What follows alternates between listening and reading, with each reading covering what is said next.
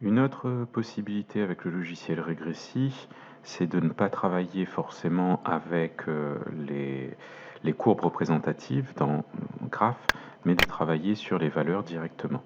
Donc comme on a vu que dans la loi d'Ohm, nous avons U qui est égal à R fois I, autrement dit, si je veux isoler R, je vais avoir R qui sera égal à U divisé par I. Donc si je veux calculer pour chaque mesure qui aura été faite de tension et d'intensité du courant électrique, je peux demander à Regressi d'ajouter donc une colonne qui sera ici une grandeur calculée. Cette grandeur calculée sera la résistance, donc je vais écrire R. Alors l'unité, je vais écrire ohm en toutes lettres, et je vais lui indiquer quelle est l'expression mathématique de R. Donc ici, c'est U, la grandeur physique U, divisée par la grandeur physique I. Il faut bien sûr que la grandeur physique que j'écrive ici soit exactement la même que celle qui aura été entrée au début, de même pour I. Donc à partir de là, une fois que je clique sur OK, il aura donc calculé la valeur de R correspondante pour chaque mesure qui aura été faite pour U et pour I. Donc là, en l'occurrence, il aura fait 0,340 divisé par 0,003 et il aura trouvé une valeur proche de 113. Donc on obtient ainsi un ensemble de valeurs. Il a noté directement la bonne unité avec le bon symbole. Donc à partir de là, on peut aussi supprimer une colonne. Donc pour les colonnes supprimées, on ne peut supprimer que les colonnes des grandeurs physiques directement ici. Ou alors dans expression, on peut tout simplement supprimer la ligne qui aura été rajoutée et faire une mise à jour.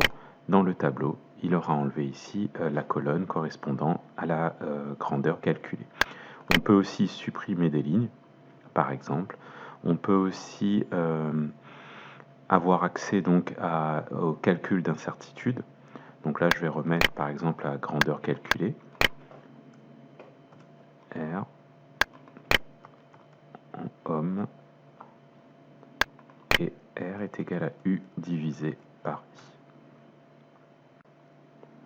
Une fois que l'on a demandé à Regressi de faire les calculs concernant la valeur de la résistance, on peut aller par exemple dans Statistiques, et dans Statistiques, après avoir cliqué sur Tableau, si jamais le tableau n'est pas affiché à gauche, on peut, en sélectionnant R, la grandeur R, on peut lui demander de faire différents calculs statistiques sur R.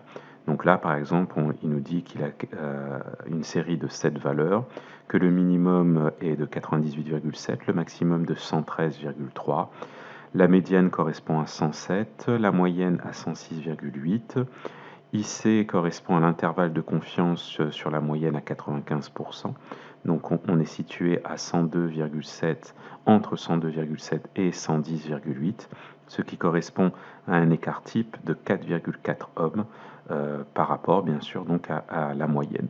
C'est-à-dire que la moyenne plus l'incertitude, plus l'incertitude de la moyenne élargie, on obtient ICM, c'est-à-dire 110,8, et si on fait moins, on obtient 102,7. Donc, avec le coefficient de variation. Donc, voici l'ensemble des calculs statistiques que l'on peut faire à l'aide de notre logiciel Regressi.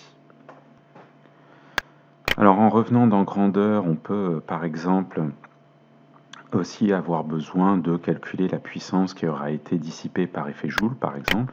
Donc là aussi, on va dans Ajouter, on va ajouter une grandeur calculée. La puissance donc se note P en watts. Donc la puissance, on pourrait l'écrire P est égal à U fois I, ou encore P est égal à R fois I au carré. Donc là, on va plutôt l'écrire R fois I au carré pour bien comprendre en fait la façon d'écrire les puissances, la façon d'écrire les racines carrées, la façon d'écrire les 10 puissances, les cosinus, les sinus. Donc, on a plein de possibilités différentes. Savoir toutes les écrire n'est pas forcément utile. On pourra retrouver ces informations sur différentes notices, par exemple sur Internet. mais il est préférable quand même d'en connaître quelques-unes. Donc la puissance dans régressie se note avec l'accent circonflexe. Donc on a ici la puissance qui aura été dissipée par effet Joule par cette résistance en fonction de la tension, de l'intensité et du calcul de la résistance.